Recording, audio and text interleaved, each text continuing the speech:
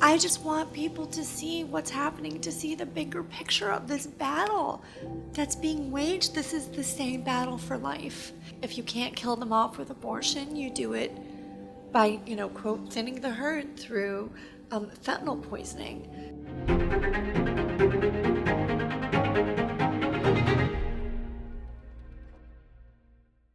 Hey, my friends, 1 year ago today is the day that President Biden got caught out laughing about the deaths, tragic deaths of 2 young men. We're sitting here right now with someone you know very well, who is the mother of those 2 young men. And I'm going to let her introduce the clips we're going to play for you to remind you of this. Stay tuned to this episode of the John Henry Weston Show. Rebecca Kiessling, my friend, so good to be with you as always. Let's begin as we always do, the sign of the cross. In the name of the Father, and of the Son, and of the Holy Ghost. Amen. Now, we don't often get into the heart of politics, but this is really exceptional. Introduce this first clip for us. This is give us a bit first, and we'll go to the testimony. But what was your testimony? What was it about? So we can see what and how stunning Biden's actions were. I testified before a Congressional committee on the border. And Congressman Green had interviewed me the summer before, and he told me, his staffer is a pro-life activist who used to work for Cleveland Right to Life. And she got hired, and he started to talk to her about his passion about this issue of fentanyl. He is a physician who had been the head of a hospital. He'd been, I think, a major in the Army, and he was just passionate about doing something to save lives. And she said, well, actually, I know a pro-life leader, activist, who lost her 2 sons. And so she connected us, and he had interviewed me on his podcast, and he said that, if I get elected, I want you to know, he was already a congressman. He said, if we gain control of the House, he said, I promise you I will do something about this issue. And then Fox News saw that, they interviewed us, and again, he promised me, I will do something about this. His very first hearing ever was on the border, and he brought me in as the witness. And he followed through with that promise. Let's take a look at this testimony. If we had Chinese troops lining up along our southern border with weapons aimed at our people, with weapons of mass destruction aimed at our cities, you damn well know you would do something about it. We have a weather balloon from China going across our country. Nobody died, and everybody's freaking out about it. But 100,000 die every year, and nothing's being done. Not enough is being done. Numbers are going up, not down. And you talk about children being taken away from their parents. My children were taken away from me. 100,000 Americans every year are having their children, 200,000 because it's both parents, right? Are having their children taken away from them. This should not be politicized. It's not about race. Fentanyl doesn't care about race. You talk about welcoming those crossing our border, seeking protection. You're welcoming drug dealers across our border. You're giving them protection. You're not protecting our children. So take us from there to what stunning happened. The very next day it happened. Yeah. And this is really hard to talk about. I would much rather spend time remembering my sons, talking about how they lived. My daughters, they don't want to talk about how their brothers died. They like to tell stories, happy stories about their lives. They were very pro-life, by the way. But, I did it because I want to make a difference. And, all these innocent children are dying from fentanyl poisoning, not from an overdose, okay, but from poisoning. People who thought they're doing recreational drugs and instead they get something deadly. And I believe they deserve to be protected. And the first role of government is to protect our people. And they're not doing that because this is a war going on with China and the cartels, and they're killing off. It's the number one cause of death, ages 18 to 45, and even ages 1 to 8. We see toddlers dying from fentanyl poisoning. Again, not an overdose, poisoning. And so, I sacrificed my time to go to Congress and to share this difficult story. And the very next day, it went viral, and I guess that same night, he spoke to House Democrats, and he said, "Oh, did you see that poor mom, who lost her 2 sons?" Well, it turns out the fentanyl they got came during the last administration, and he laughed. And I was actually being interviewed, I think it was on Tucker Carlson, and Sean Hannity was on, and I'm watching it, and he brings up this clip that Biden had laughed the night before. And I just was dumbfounded. I couldn't believe it, that this is our president. He laughed about my sons. I felt, this is hard enough to share about them, and to think of my sons and that they're so disrespected. Like, I never thought something like that could happen, that, the president would just laugh about somebody dying. Let's take a look at that clip. A little bit of more Marjorie Taylor Greene and a few more, you're going to have a lot of Republicans running our way.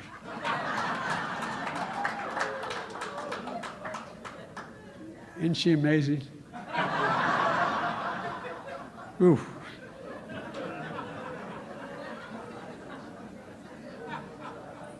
Ours, the reason she was very specific. I shouldn't digress probably, but she was very specific recently, saying that a poor mother who lost 2 kids to fentanyl, that I killed her sons. Well, the interesting thing is that fentanyl they took came during the last administration. Look, folks. Anyway, I don't want to get started. Now, I want to talk to you about something, because you've been in the pro-life movement, you've fought in this movement for so long.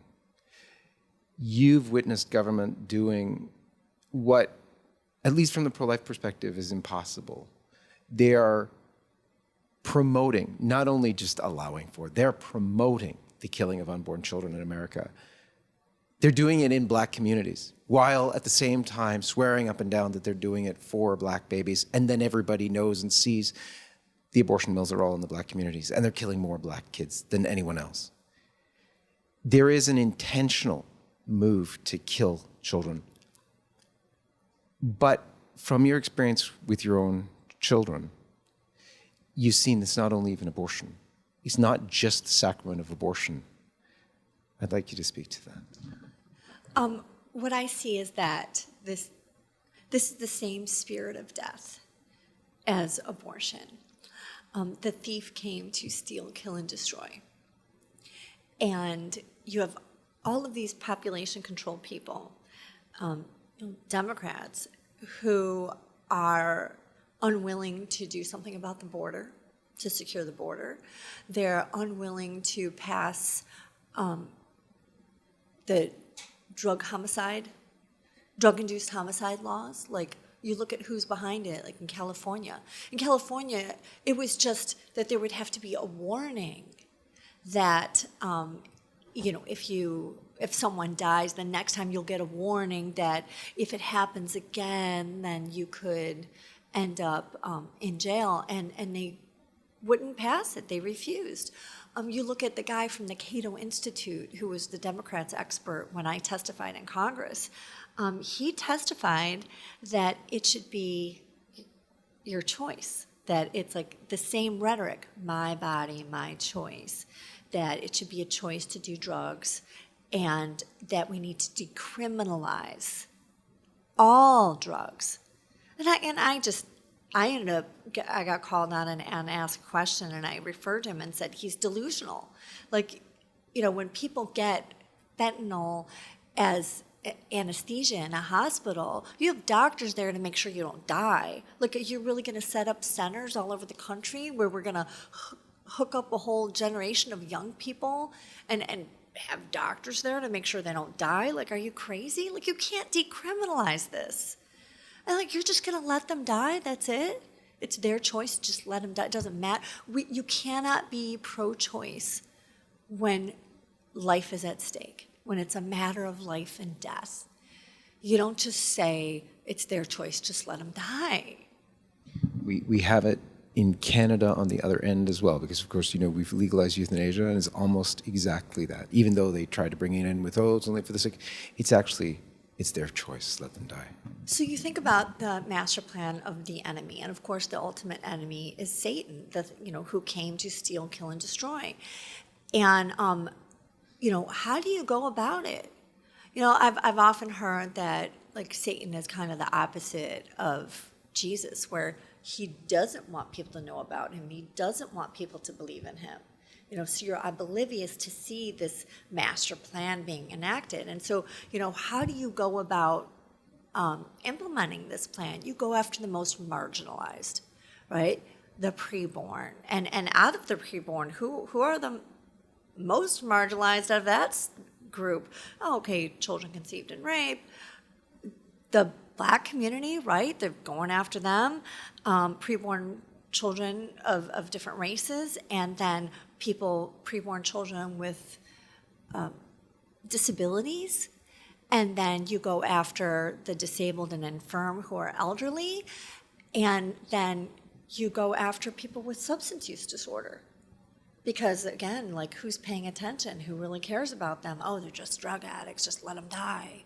There's people who think that way, and I heard from them. Because there were people who were emailing me, tagging me on social media, harassing me, saying you should be the next to die, and saying that, calling me all kinds of names, you dumb bee, and, they're angry that I made Biden look bad. Like, look, it's my fault that he said that. And they, saying things like, what kind of a mother raises her children to do drugs? Like, are you crazy? Like, you really think that? And they're like, oh, you don't want to die, don't do drugs. Like, and that's just it. There are so many kids that thought their experience one time, that, the slogan, one pill can kill. And they deserve to be protected. Our government knows what's happening, and it's coming freely across the border. They know that this is a war. They're killing all these young people that are of childbearing age. And I absolutely believe that these are the same people who think that the world's overpopulated, and to them, they're just thinning the herd with the least of these, with the most marginalized, who they just hope other people aren't paying attention and won't really care. We'll just get away with it. And they are right now. Can you just, for our listeners, many are Canadian, and some actually haven't heard the perspective, because in a lot of areas you can't even get Fox News. What's the pro-life explanation of why you need border controls? Because it's honestly made to sound like, Trump's just against immigration. He just doesn't like brown people, or, he's a problem with Mexicans or Latin Americans because they won't vote for him. What's the real story? What's the pro-life reason for why we need border controls and proper immigration? Well, as being an attorney who, is the founder and president of an organization with a network of over 1,200 conceived in rape, incest, sex trafficking, mothers who became pregnant as a result of rape, incest, and sex trafficking. For years, we've been saying that sex traffickers love abortion. It's their best friend. And we want to see these children separated at the border, at least, temporarily, until you can get DNA testing and see, is this really their parent, or is this a sex trafficker? If you really care about rape victims, you want them to be protected. You want to screen. You want to make sure they're safe. And again, when this Democrat, right before I testified last year, started talking about Trump taking children away from their parents, I thought, and I said, my children have been taken away from me. I mean, I'm thinking they could be reunited, like later with, we're making sure they're safe, that these really are their parents, and make sure they're not being trafficked, and with DNA testing, you can prove who their parents are and make sure they're safe, and they could be reunited. I'll never be reunited here on Earth with my children.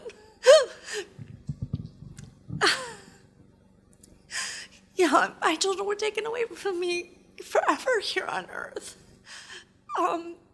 Jesus said that hell is where there will be weeping and gnashing of teeth.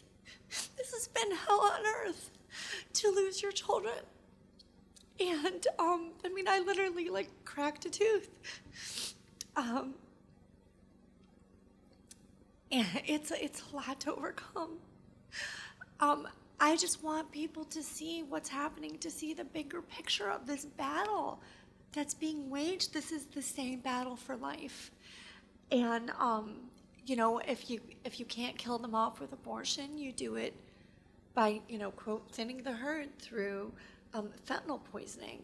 Again, this is all coming from China. They don't care about killing their own population. You think they care about killing off our children, who are not just of childbearing age, but they're of what would be military age, right? They're fighting a war against us, using weapons of mass destruction, but doing it in a clandestine way where people aren't really paying attention. If they were aligned at our border, and I said this when I testified, aiming weapons of mass destruction, I said to Congress, and forgive me my language, but I said, you damn well know you would do something about it. But because it's done through drugs, it's like, if all these people think, they're just drug addicts, let them go. But we have young people, like toddlers dying.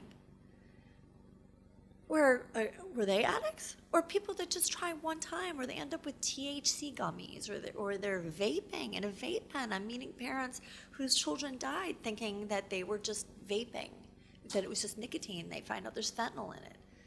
If they're young, they don't know what they're getting. They're getting it illegally, and it's all just flowing across our border. And I really think that it's, part of a master plan, just like, look at who is the #1 provider in the United States of hormonal therapy to transition. It's Planned Parenthood. Planned Parenthood, Margaret Sanger's organization, the Birth Control League, which was, part of the American Eugenics Society. I tell people, watch the movie Maafa 21. You'll see the history of eugenics in America. And it's people who think that, the world is overpopulated, and also that the wrong people are having children. And, there is a master plan of extermination. And let me stop you there, because that's a concept that I think for a lot of people is so far-fetched. People need to know you're a lawyer. People need to know that you're someone who's not only lived in the academic world, but fought in the academic world, but you're also completely sane. So you're saying that there's a plan for extermination sounds so extreme. What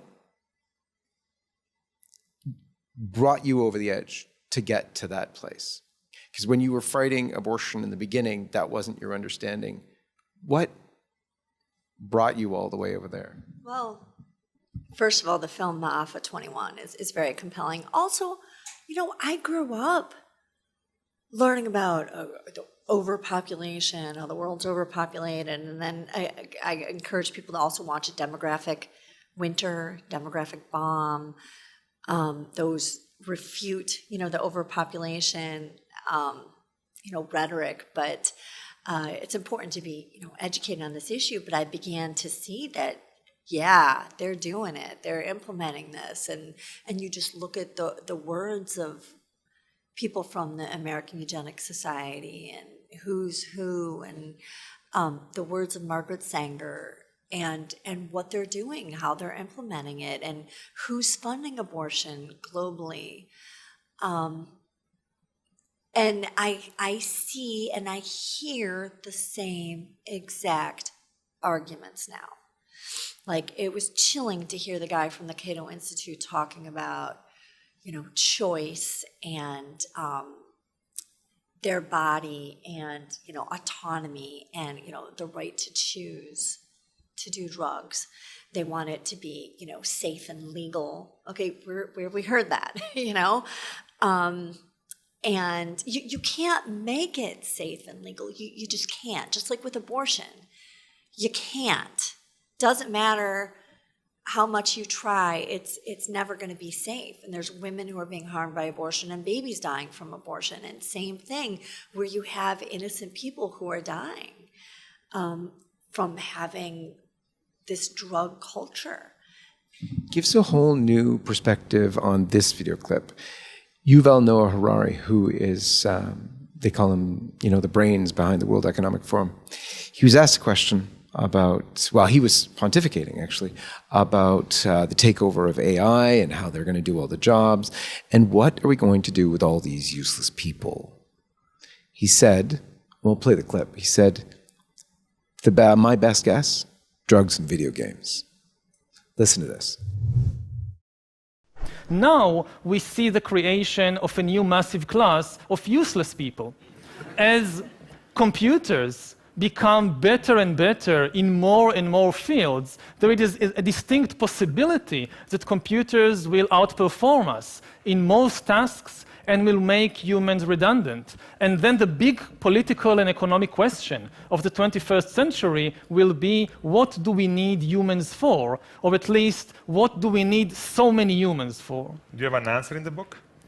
At present, the best guess we have is keep them happy with drugs and computer games. But this doesn't sound like a very appealing future. Your testimony, your story, the tragedy from your heart gives a whole new meaning to when he says drugs and video games. Because at one point, the best you could have thought was, they'll be taken up with their time with video games and sustained in their life of doing nothing by having drugs to just keep them calm or whatever. But their plan is depopulation. Their plan is controlling the world's population. And part of it is getting children to self-sterilize through the transitioning. And they have no problem giving them these hormones. And interestingly, fun fact that I don't normally share, but as a young woman, I was an athlete and I got into lifting weights, and I broke the teen national record for bench press, and I was a bodybuilder. Okay, not something I like to share because I really don't like that whole culture, and just kind of, it was a little bit of a product of how I was raised at the time. I didn't know Christ, and anyhow, a little bit of lost years in my life. But I wrote essays against steroids, and I was really upset because it was sort of early in women's bodybuilding, and I started seeing women my age group, teenagers, doing steroids, and knew what it was doing to destroy them and to destroy their chance of fertility, forever, and permanently altering their voice and their physical being. And I wrote essays against it in high school and in college. And I see they're doing this. Planned Parenthood is doing this to girls and to boys, and trying to, doing the puberty blockers and then, mutilating them. And they make it sound altruistic that, it's because we care, right? Care no matter what is their slogan. And all of these young people are being duped, and they don't realize this is part of the population control plan. They're falling right into it because they just don't want you having children. And they don't understand it's part of this whole master plan that's being implemented. It's strategic, and it's just sad that so many people don't see. Again, it's like this idea that Satan is the opposite of Christ, that he doesn't want you to know he exists, and he doesn't want you to see what's happening. Kind of like the movie The Matrix, right? Do you want to swallow the pill and know what's really happening? I mean, open up your eyes and see how it's all the same spirit of death. Rebecca, I think your whole life has been a testimony. Your whole life that I've known you for has been such a raw testimony of things. And this latest chapter is again calling you to reach deep into your heart and share from so much of your own pain. You're a hero in many ways. God bless you. Thank you for sharing with us. My sons both said to me shortly before they died, they both wanted to be free, and they had gotten clean and really wanted to be free. And once they experimented, you're hooked like that. If you get fentanyl in your system, it's 50 times more powerful than heroin. I mean, it's insanely addictive and powerful. And my boys had gotten free, and they wanted to stay free. And they, said that, you're my hero. You always cared. You always inspected our room. You always taught us right from wrong, And then my son said, just Mom, please don't ever abandon me. And, I wish I knew then what I know now, because I didn't know what fentanyl was. I didn't know what Narcan was. I didn't know that they had inadvertently dabbled in anything that could kill them. The things that they had admitted to are things that don't kill you. And all these kids, if you just teach your kids, and this is the warning to other parents, if you merely teach your kids, don't do fentanyl, they're like, okay, I won't do fentanyl, fine, I won't touch fentanyl. None of them know they're getting fentanyl, And there's no room for error at all. It is not how we grew up. The year that my oldest son Caleb was born, 2000, there were 20,000 drug-related deaths. The year they died, 2020, there were over 100,000. Now we're on track for 125,000. Okay, the world has changed so fast. It's mind-boggling. This is not like our generation where I had lots of friends who experimented. I wasn't one of those. I was into health and fitness and everything. But, we know a lot of people who experimented and they didn't die. Now there's no room for that. And it's scary because, teenagers have a propensity to, want to rebel a little, or there's no room for that. And it's absolutely terrifying. So I hope you will teach your children. But we need to have a policy that protects our people. We have to fight back. Rebecca Kiessling, God bless you. Thank you. From here in Washington, D.C., this has been the John Henderson Show. God bless you.